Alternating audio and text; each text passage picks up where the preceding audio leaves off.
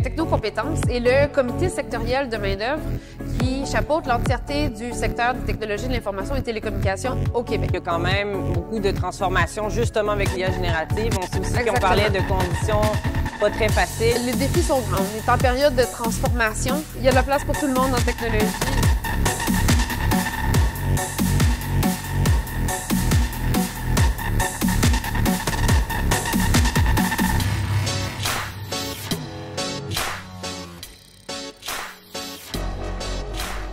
Bonjour tout le monde, Chloé Touma pour les connecteurs 3QR. J'ai le bonheur d'être avec Cassie El-Réaume. Allô Cassie. Allô Chloé. Vous êtes DG de Technocompétences. Oui. Bon, c'est un beau poste. Merci beaucoup. Est-ce que vous pourriez rappeler en fait aux spectateurs qui nous regardent ce que vous faites? Absolument. Donc, Technocompétences est le comité sectoriel de main-d'œuvre qui chapeaute l'entièreté du secteur des technologies de l'information et télécommunications au Québec. Il y a 29 comités sectoriels de main-d'œuvre qui chapeautent vraiment différents secteurs économiques différents. Et nous, on est responsable des travailleurs et des travailleuses, des professionnels qui travaillent dans le secteur des technologies de l'information et télécommunications, tous les sous-secteurs, la robotique, le jeu vidéo, tout ça. Les talents de ce secteur-là, c'est on se dédie à leur bien-être, à leur performance, donc à travers différentes initiatives qui vraiment là sont dédiées à faire en sorte que l'adéquation formation-emploi, qu'ils aient les ressources et les conditions pour donner le meilleur d'elles-mêmes, les industries du secteur. C'est super intéressant. Puis là, on a dit en début d'émission que j'allais te tutoyer. Oui. Fait qu'on va retourner au tutoiement. C'est un mauvais réflexe. C'est parfait. C'est super convivial comme ça. Puis on en parlait justement en préparation, mais bon, ça a l'air de quoi la réalité en termes de talent dans le secteur? C'est quoi les défis? Tout à fait. Mais les défis sont grands. On est en période de transformation, d'accélération aussi. On peut penser que le secteur des technologies, de la transformation technologique, on s'y connaît, ça nous affecte peut-être moins. En fait, on le vit de plein fouet, puis on est au cœur de tout ça. Et comme la technologie, c'est au cœur de nos vies, c'est au cœur de l'ensemble des industries, on vit vraiment une croisée des chemins qui est très, très intéressante et complexe. Donc, d'une part, je parlais de la santé, du bien-être de la main-d'œuvre. Donc, les conditions de travail sont amenées à changer. On parle de plus en plus de la semaine de 4 jours, par exemple. Oui. On parle aussi avec l'avènement de l'IA générative. Oui. Puis ça le secteur des jeux vidéo que tu parlais, dont tu parlais, il y a quand même beaucoup de transformations justement avec l'IA générative. On sait aussi qu'on parlait de conditions pas très faciles. On sait ce qu'il y a eu avec Ubisoft et tout ça. Oui. Ça aussi, ça doit être quand même des défis là, en ce moment. Tout à fait. Donc, au niveau de la gestion des ressources humaines, il y a puis de la qualité de vie au travail, la progression des métiers, la progression des carrières. Il y a des impacts importants de ce côté-là. Il y a aussi du côté l'information, ça a toujours été nécessaire, mais on se pose de plus en plus de questions.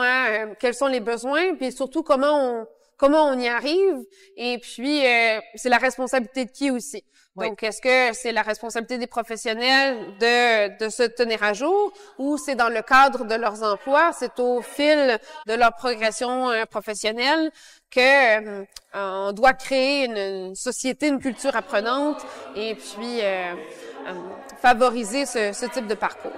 Et puis, bien sûr, il y a tout ce qui est la promotion, la valorisation du secteur, des métiers, donc d'accueillir la jeunesse, oui.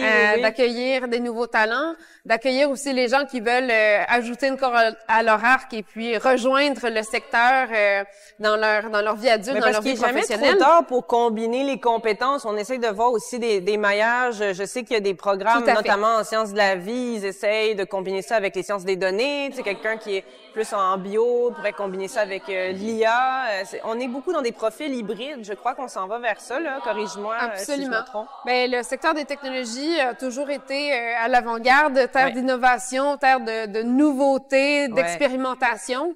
Donc, c'est pas rare d'y voir des profils atypiques, des gens qui ont des parcours peu communs. Ouais. Et puis, c'est vraiment on parle beaucoup de diversité, d'inclusion, généralement en termes de diversité d'origine, de sexe, tout ça, mais c'est aussi la diversité des esprits, la diversité des parcours. Il y a de la place pour tout le monde en technologie, et puis on a besoin de beaucoup de gens aussi, donc tout le monde est bienvenu. Ben oui, c'est certain. Puis autre chose dont tu parlais, on parlait de valoriser un peu l'échange intersectoriel. On sait que c'est un défi vraiment en technologie, en sciences, en recherche. Les étudiants aussi, les gens de la relève, ont envie de concret, ils ont envie de toucher à tout, ils ont envie d'être vraiment dans le concret du marché. Quand ils finissent leurs études, ou on sait qu'il y a beaucoup il y a un fort tissu très riche universitaire de talent, mais comment on fait pour favoriser ces échanges intersectoriels-là? C'est de créer des lieux, de donner des occasions, de se montrer à l'écoute aussi. Je pense que c'est un équilibre entre la posture puis les occasions. Ouais. Donc, on essaie d'être le plus présent possible. On va être les yeux et les oreilles de notre industrie, mais j'aime ça, les yeux et les oreilles. On n'a pas d'œillères.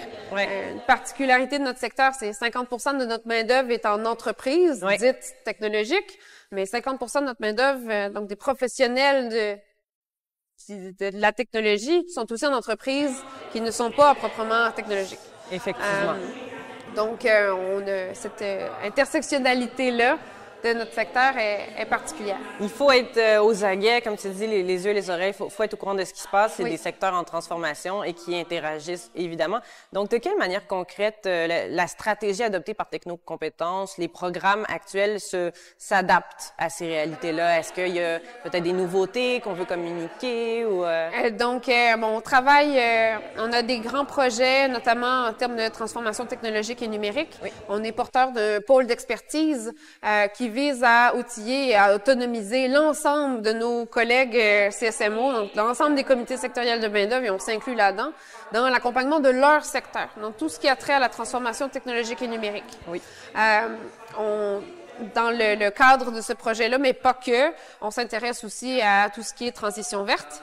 On a à cœur de développer puis de sensibiliser aussi les gens à des choix éthiques, mais des choix aussi qui sont durables et ça, c'est important aussi. Je voyais des chiffres, puis c'est comme la relève est très intéressée par les entreprises qui ont un engagement oui, en développement durable. Tout à fait. Puis dans notre secteur, il y a beaucoup à faire de ce côté-là. La sensibilisation, là, elle est encore... Il y a de la marge.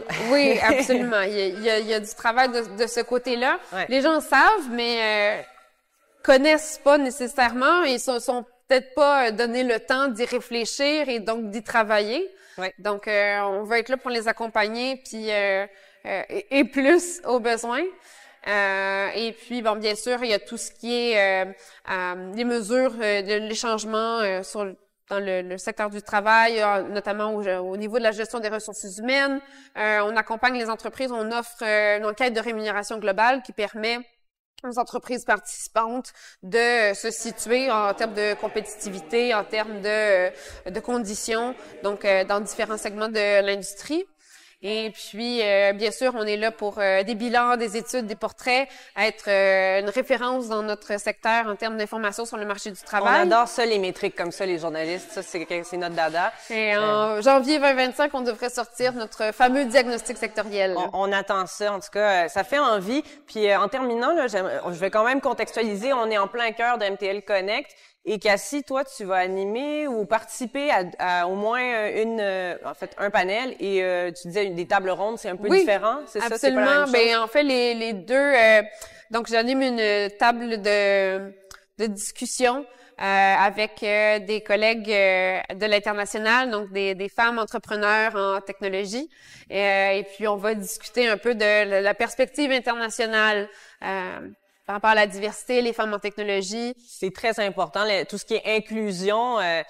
Ça, peut-être un mot là-dessus. Est-ce qu'on fait moins bien ou mieux qu'avant? Parce que là, je pense qu'on parlait qu'il y avait une régression. On discutait en pré-entrevue que c'est Melinda Gates qui a publié récemment sur une note qui semblait alarmiste sur le fait que, en termes de parité, de diversité d'inclusion basée sur le genre, il y aurait une régression qui serait observable dans l'industrie.